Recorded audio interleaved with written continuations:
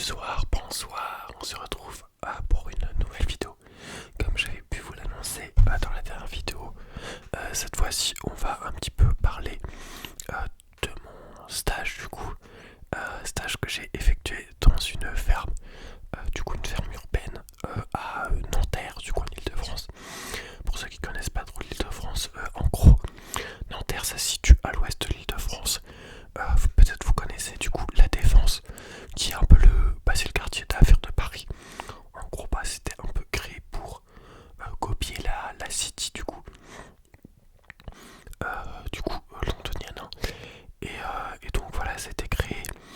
Et il y avait donc il y a tout ce quartier un petit peu industriel. Enfin industriel pas du tout, pardon, un quartier de bureau en fait pour le tertiaire. Et puis juste derrière, vous avez du coup la fac de Nanterre, donc Paris 10, qui est plutôt une fac de sciences sociales, sciences humaines, etc.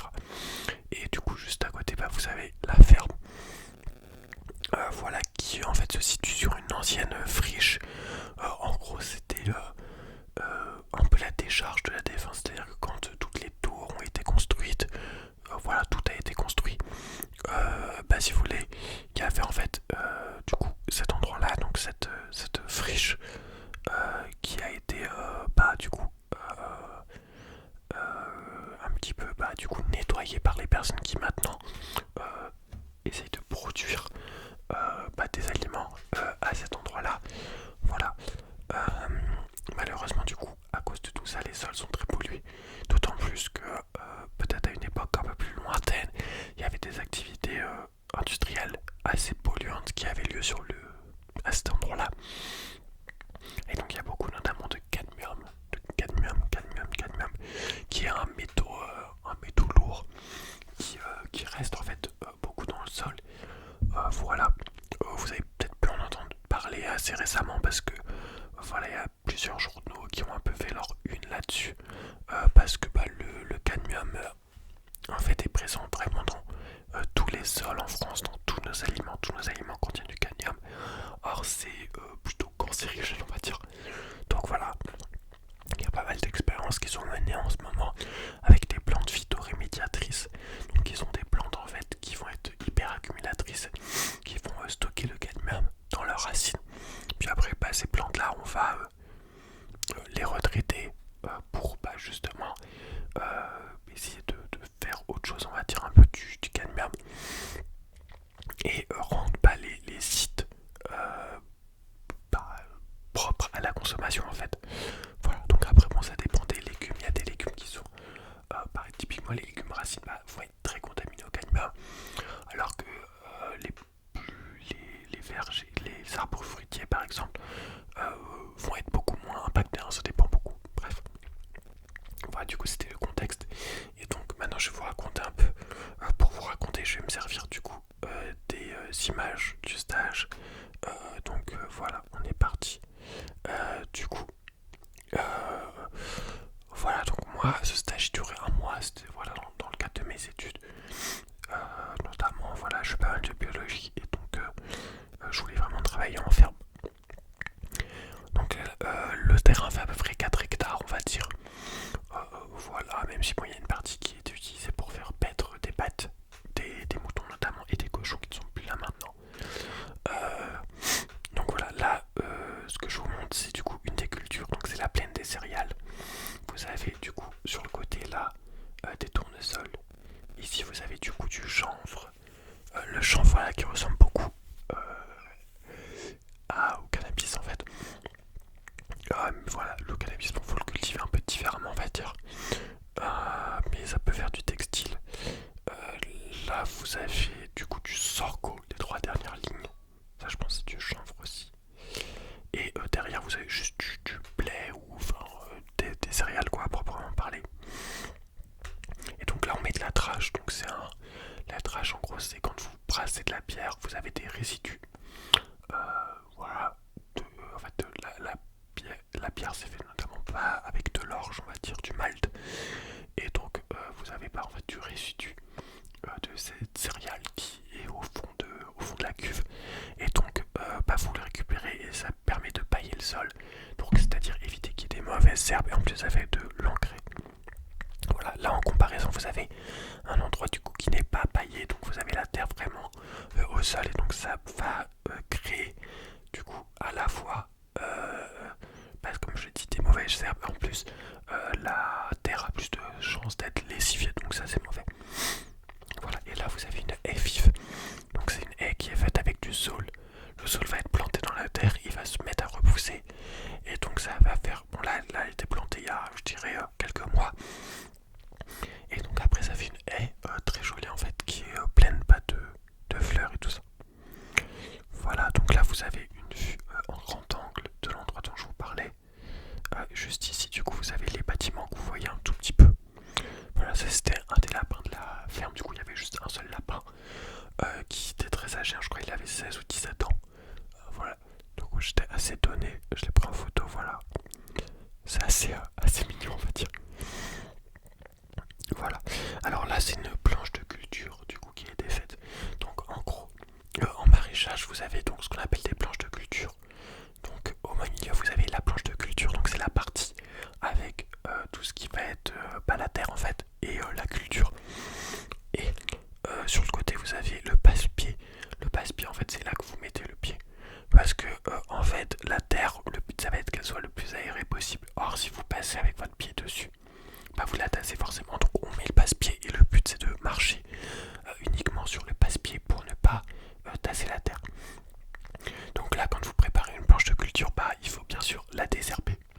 Ensuite on passe la grelinette. La grelinette c'est une sorte un peu de fourche on va dire, qui vous permet en fait, qui va permettre de lever la terre. C'est-à-dire qu'avant ce qu'on faisait c'est qu'on labourait. Donc quand vous labourez en fait, vous allez du coup retourner la terre, c'est-à-dire que la terre, je sais pas, par exemple si vous avez un labour, ça va être sur, je sais pas, peut-être 20 cm, voilà comme ça, et ben la terre qui était en bas, juste ici, elle va se retrouver en haut, et la terre qui était en haut va se retrouver en bas en fait, vous retournez comme ça. Or ça c'est pas bon du tout, notamment parce que bah il y a plein de micro-organismes dans le sol. Or si vous les retournez comme ça, ils comprennent pas trop ce qui se passe, ils kiffent pas. Voilà, imaginons votre maison, on vous la retourne, bon, vous avez pas trop aimé, bah c'est un peu la même chose. Et donc maintenant ce qui est fait c'est plus avec la grelinette venir juste lever la terre, donc on la lève comme ça et ça l'aère. Donc là ensuite vous plantez du coup, vous creusez des petits trous pour planter les plants. Donc là c'est des choux de Bruxelles qui ont été plantés. Bon, par la suite ils ont été malheureusement mangés par les limaces. Donc bon voilà, il n'y aura pas de choux de Bruxelles. Voilà, et donc on fait tout autour aussi un trou pour l'arrosage. Ici c'est de l'arrosage avec des arrosoirs. Donc ça permet pas que l'eau en fait stagne on va dire dans le trou. Et voilà, il soit absorbé petit à petit. Si vous faites de l'arrosage plus par exemple au goutte à goutte, là ça va pas être en fait nécessaire hein, parce que bah globalement il y a besoin de faire stagner l'eau plus que ça quoi. Voilà. Désolé, je regarde un petit peu parfois un petit peu le côté. Ok. Alors hop, donc voilà. Donc, voilà, donc là vous voyez à côté il y a d'autres planches de culture. Quoique là je pense que ce n'est pas cultivé.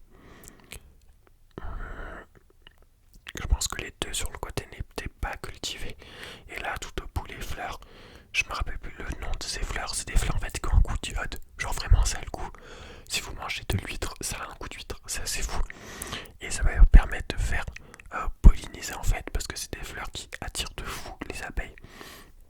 Et donc ça va permettre pas de faire polliniser tout le reste. Et voilà, c'est très utile, notamment typiquement les courges. Les courges vont avoir une fleur mâle, une fleur femelle sur chacune d'entre elles. Et donc pour que y ait un fruit qui apparaisse, il faut que les fleurs femelles reçoivent du pollen de la fleur mâle. Voilà. Hop, alors attendez parce que voilà, mon enregistrement d'écran s'est arrêté. Et là, du coup, tout au fond, ce que vous voyez là, c'est le talus de la SNCF où il y a le RER A qui passe. Voilà. Hop, voilà. Là, un des chats de la ferme, du coup. Hop, un géant. Donc là, vous voyez la ferme vue du haut. Donc là, on est sur le talus de la SNCF.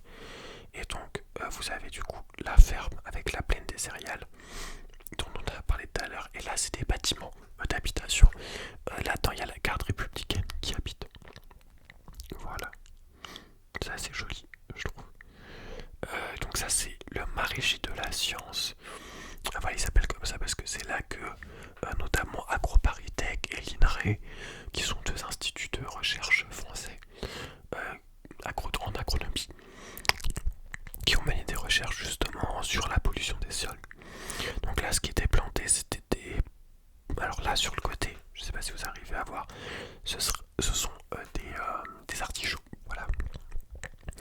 Les artichauts, c'est une plante assez vivace qui résiste assez bien en fait au manque d'eau, donc c'est pas mal du tout.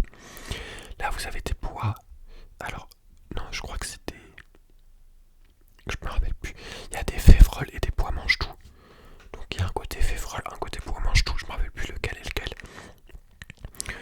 Le problème, c'est qu'il y en avait un des deux qui résistait très mal au manque d'eau et de la chaleur, donc ça a été un petit peu compliqué. Et je sais pas si j'ai les photos après, mais en fait, il y en a qui ont été totalement cramés. Vous verrez qu'ils sont tout jaunes malheureusement. Voilà, donc ça après, en fait, c'est un projet de nid qui doit servir de chambre. Et donc, bon, on faisait du papier mâché pour ce nid-là. Voilà, c'était peut-être un côté un peu plus artistique. Donc voilà, en dessous, il y avait une sorte de... un peu de coque, on va dire, d'armature en acier et aussi enfin un peu tressé, on va dire, voilà, de vannerie, en vannerie.